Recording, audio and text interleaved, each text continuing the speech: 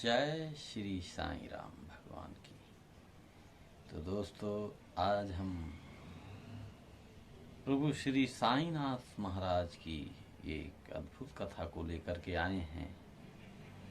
आइए हमारे साथ आप सभी लोग जुड़ें और साईं लीलाओं का अमृत पान करें।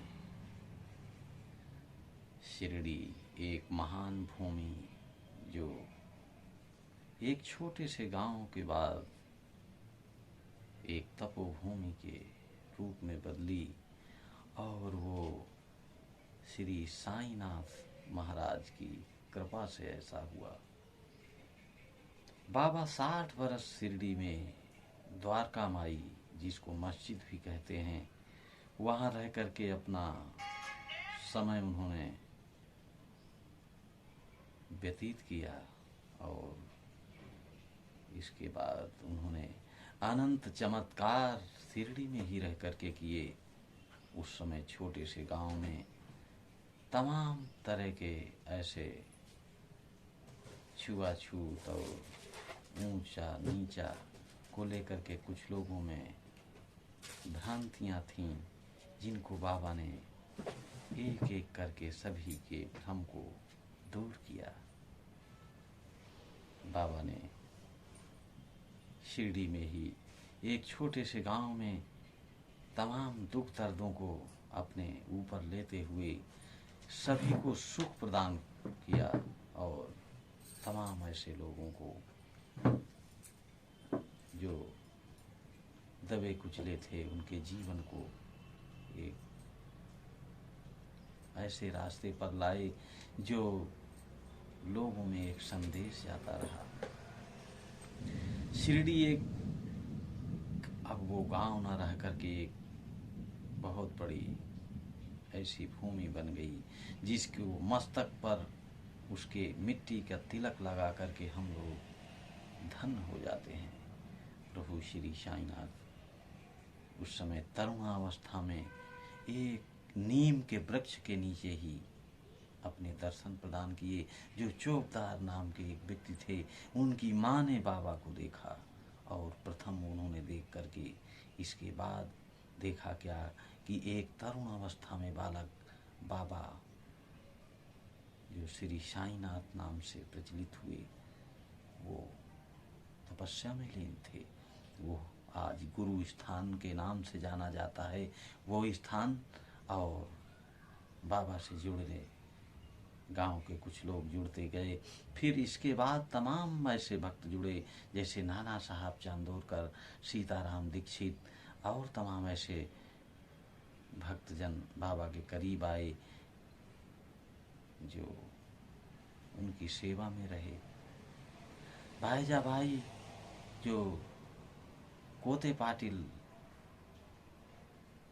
की पत्नी थी, और तात्या कोते पाटिल जो थे उनके पुत्र थे, और वो अपने बेटे की तरह बाबा को मानती रहीं। उनको दिन प्रतिदिन बाबा को भोजन बना करके, और अगर बाबा नहीं कहीं मिले तो उनको खोजने के लिए जंगलों तक वो चली जाती रहीं। इस तरीके से बाबा के लिए तमाम ऐसे भक्त रहे जो बाबा के लिए ही दीवानगी उनके तन मन में समा चुकी थी। क्योंकि वो साधारण कोई बाबा नहीं थे, वो साक्षात परब्रह्म परमेश्वर और ईश्वरीय अवतार के रूप में थे। प्रथम जब चांद पाटिल अपने घोड़ी को लेकर के व्यापार के मामले पे इधर उधर भटकते रहते थे, तो वो एक ऐसी जगह पर रुके जहाँ पर कुछ घोड़ी को भी शांति मिल जाए, और कुछ इधर उधर चर के कुछ खा करके उसको थकान महसूस हो रही हो तो ख़त्म हो जाए। इस लिहाज से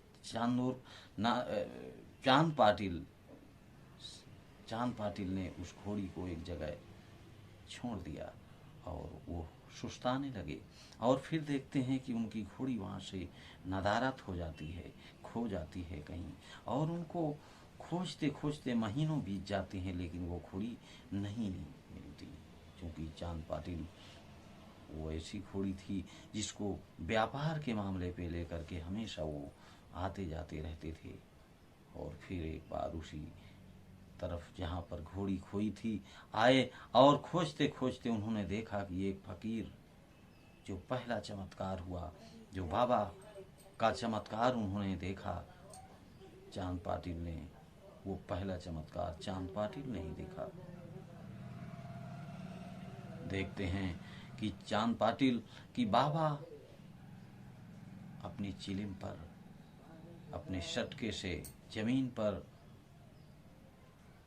पटकते हैं और आग सुलग जाती है, जिसमें चिलिम की आवश्यकता होती है।